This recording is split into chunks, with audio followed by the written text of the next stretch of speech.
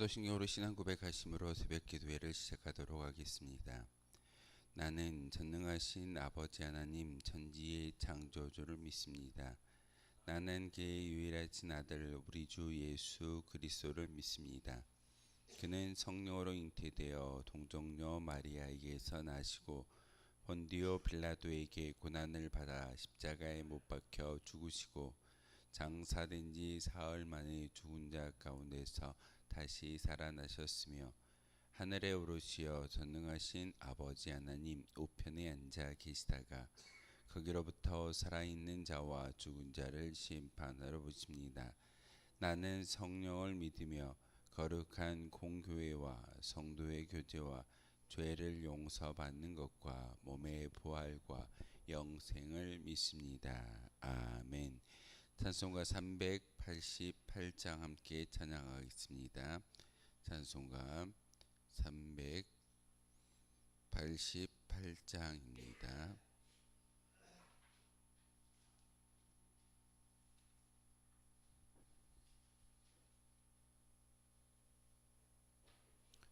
찬송가 388장입니다.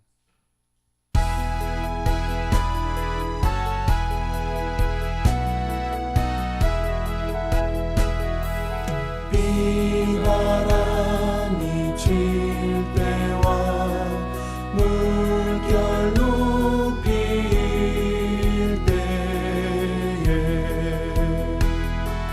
사랑 많은 우리 주 나를 품어주소서.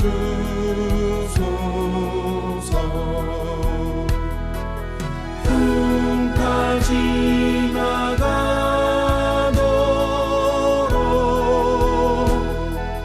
나를 숨겨주시고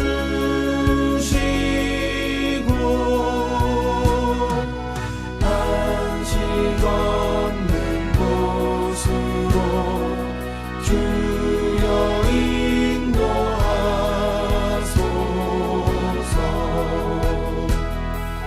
나의 영혼 피할 때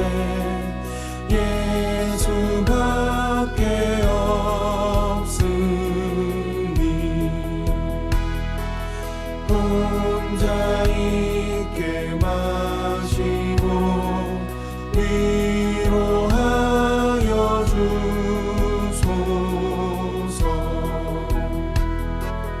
구주 의지하옵고 도와주신 비오니 할 수 없는 죄인을 주여 보호하소서.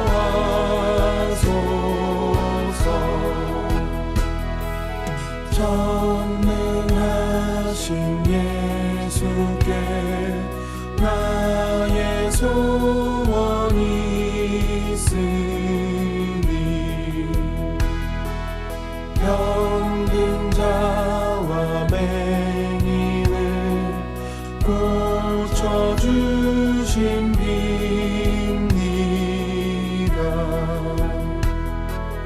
나에게는 죄악이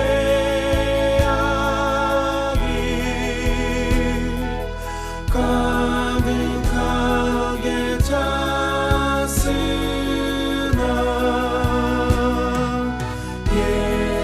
예수께는 진리와 은혜 충만하도다.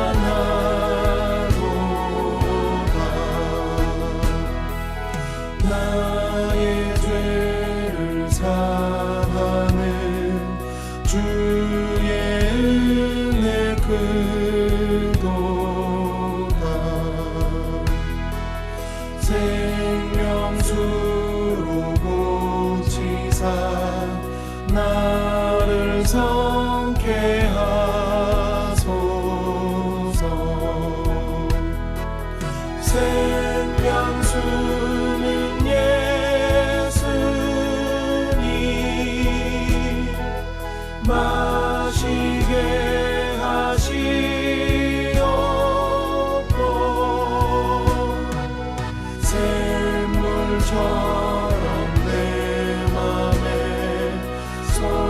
솟아나게 하소서.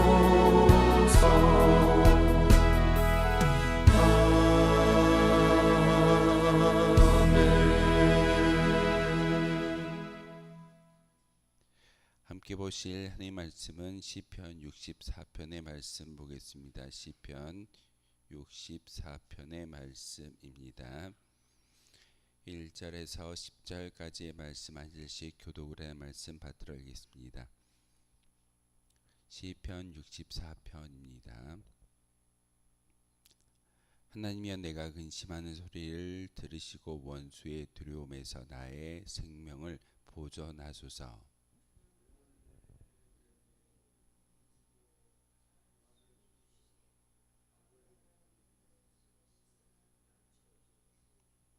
그들이 칼같이 자기 혀를 연마하며 버살같이 독한 말로 겨누고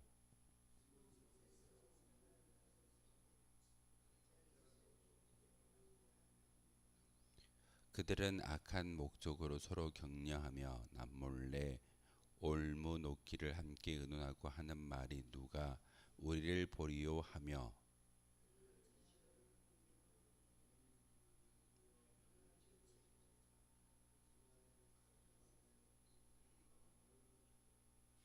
그러나 하나님이 그들을 쏘시리니 그들이 갑자기 화살에 상하리로다.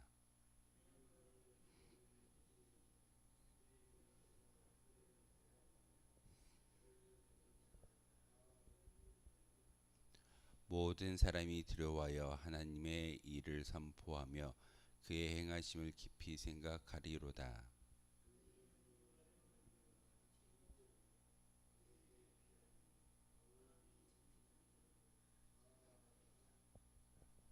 아멘. 시편 64편도 다윗이 하나님께 올려드리는 찬송의 시이면서 인도자를 따라 부르는 노래라는 그런 부제가 붙어 있습니다. 64편을 요약해서 말씀을 드린다면 의인에게도 고난이 닥친다라는 사실을, 세상 가운데 많은 악인들을 바로 의인들을 향하여 독한 말을 준비하고 또한 그 말에 올무를 씌워서 의인들을 힘들게 만들고 있지만 결국은 하나님께 그 악인들을 지켜보고 계시기에 악인들의 그 독한 말, 혀를 하나님께서 진멸하시고 결국 의인을 구원하신다라는 그런 찬송의 시를 하나님께 올려드리는 그런 내용이 바로 64편의 이야기입니다. 여러분이 잘 알고 있는 엘리야 선지자는 기도의 능력자로 우리가 잘 알고 있습니다. 그런데 성경은 그 엘리야를 우리와 같은 성정을 가진 사람이로되 그가 하나님께 간절히 기도했더니 3년 6개월 동안 비가 내리지 아니했고 그가 간절히 기도했더니 바로 이 땅 가운데 비가 내렸다라는 기도의 능력을 이야기하는 그런 어떤 능력자, 바로 우리와 같은 사람이 있지만 그가 기도했을 때 이 세상에 많은 능력이 행하여졌다라는 것을 우리에게 잘 보여주고 있습니다. 다윗은 하나님께 기도하는 기도의 사람이었는데 일상적인 기도를 어떻게 올려드리는가를 우리에게 가르쳐주는 일반적인 기도의 모습을 보여주는 사람이 다윗이라고 말씀을 드릴 수가 있습니다. 엘리야의 기도는 능력의 기도라고 한다면 다윗의 기도는 일상의 기도가 어떻게 하나님께 상달되어져야 하는 것이고 또한 어떤 내용을 하나님께 기도해야 하는지를 분명하게 우리에게 가르쳐주는 그런 믿음의 조상이 바로 다윗입니다. 다윗은 단지 이스라엘의 두 번째 왕으로서 성군이라고 이야기되어지고 지금도 다윗과 같은 그런 왕이 이 땅 가운데 임하여지기를 원하는 유대교의 어떤 그런 메시아의 모습이 아니라 바로 다윗은 철저히 하나님의 사람이었고 하나님께 기도하는 기도의 조상이었음을 우리에게 보여주고 있습니다. 오늘 말씀에 보면은 1절에 하나님이여 내가 근심하는 소리를 들으시고 원수의 두려움에서 나의 생명을 보존하여 주십시오라고 기도하고 있습니다. 분명히 다윗은 누구에게 기도해야 할지를 알고 있는 사람이었습니다. 하나님이 나의 기도의 대상이십니다. 내가 무엇을 기도하는지 오늘 일절을 통해서 분명하게 다윗은 이야기하는 것은 내가 근심하고 있습니다. 내가 고난 가운데, 내가 환난과 시련과 어려움 가운데 있는데 하나님 나의 생명을 지켜주십시오라고 기도하는 그런 기도의 간구를 하나님께 올려드리는 것이 다윗의 간구입니다. 그러면서 악인들의 모습을 이야기하고 있는데, 악인들은 악을 꾀하는 자들의 음모에서 나를 숨겨주시고 악을 행하는 자들의 소동에서 나를 감추어 주십시오라고 다윗이 악인들과 대항하지 않고 있음을 분명하게 말하고 있습니다. 우리는 종종 어려움을 당할 때마다 그 어려움의 문제를 내 방법과 내 어떤 그 지식을 가지고 해결하고자 하는 것이 우리의 모습일 때가 있습니다. 하지만 다윗은 철저하게 하나님께 기도함을 통해서 이 모든 것을 응답받았던 믿음의 왕이었음을 우리에게 보여주고 있습니다.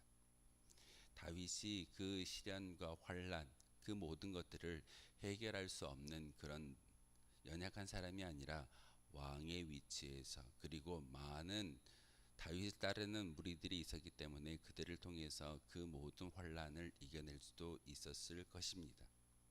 그런데 다윗은 철저히 그런 것을 힘을 의지했던 것이 아니라 바로 2절의 말씀처럼 나를 향하여 악을 꾀하는 모든 자들을 하나님께서 진멸하여 주시고 하나님께서 해결해 주실 때만이 이 모든 것들이 제하여질 수 있습니다라고 기도하는 것이 다윗의 기도입니다.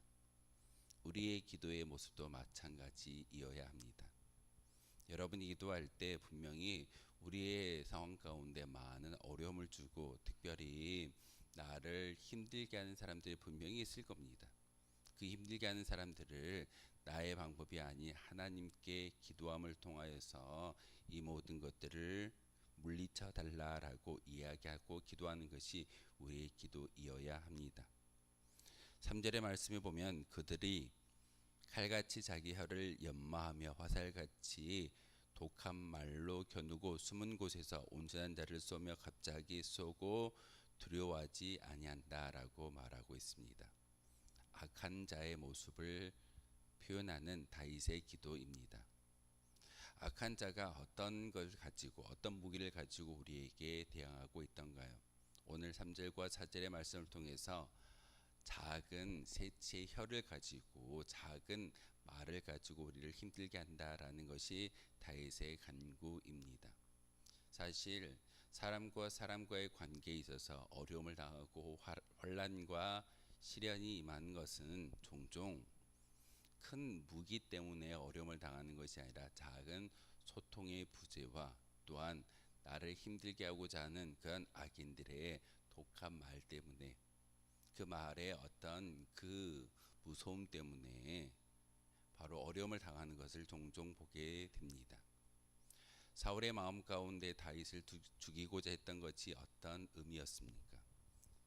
그 마음 가운데 섭섭한 마음이 들어가게 되는 것이고 결국은 여인들의 그 작은 말 때문에 사울은 천천히지만 다윗은 만만입니다라는 그 말 때문에 바로 다윗을 죽이고자 했던 그 마음이 사울의 마음 가운데 가득히 채워지는 것을 볼 수가 있습니다.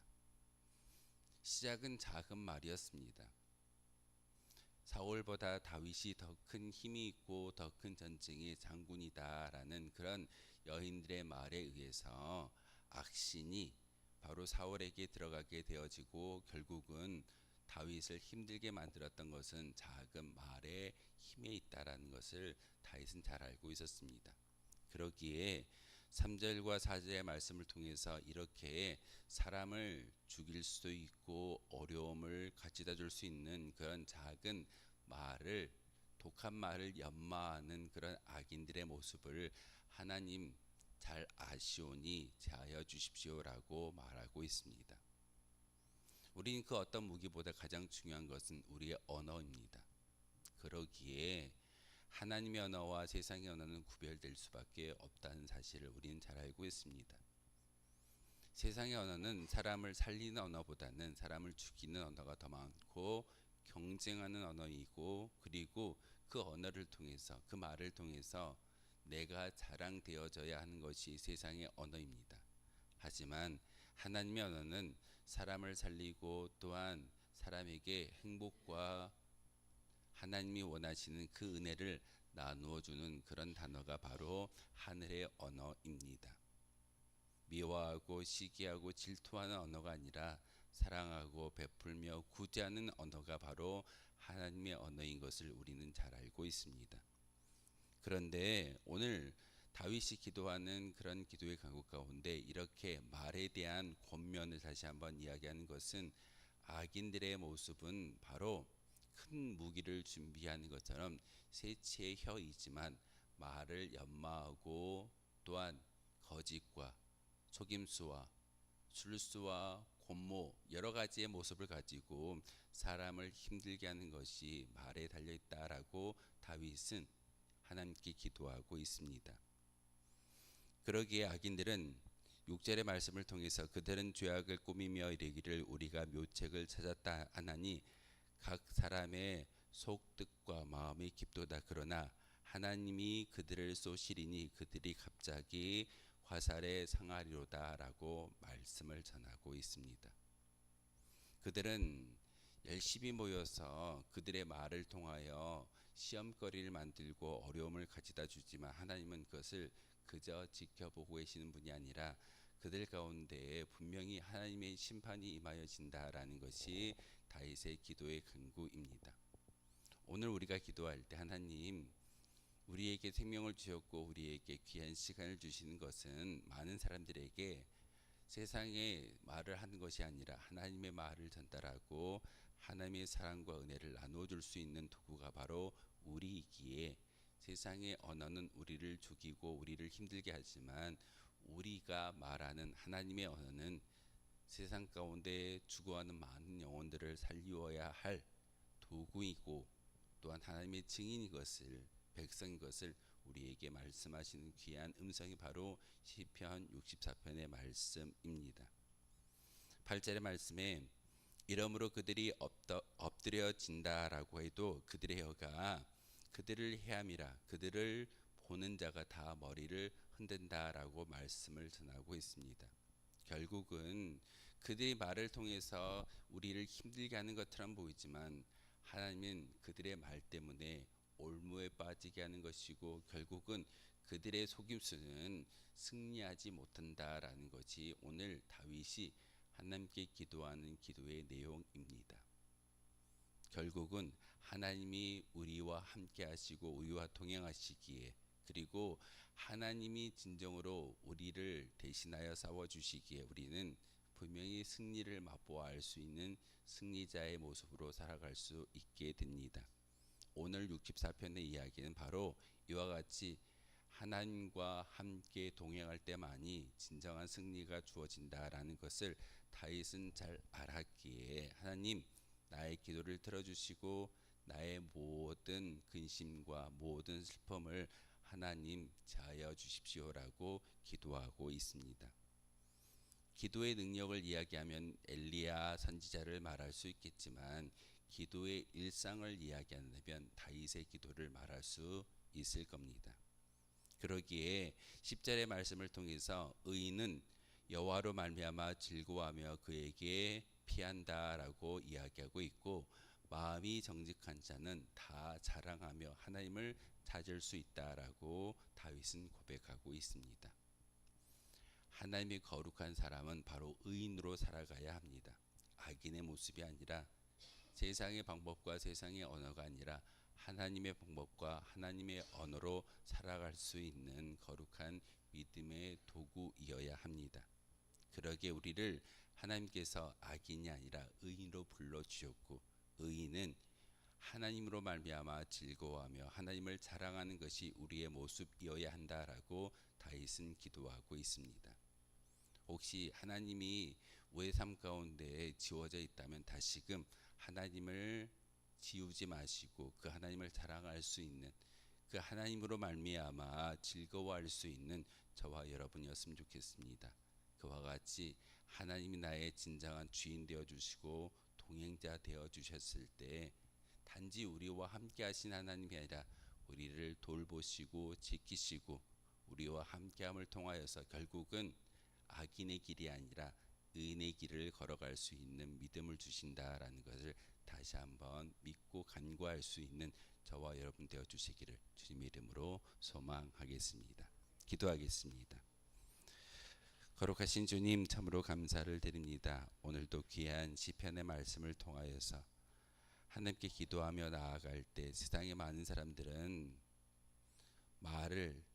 혀를 가지고 화살같이 독한 말을 겨누고 있지만 우리는 세상의 말이 아니라 하나님의 언어를 사용해야 할 의인인 것을 다시 한번 깨닫게 하시오니 참으로 감사를 드립니다.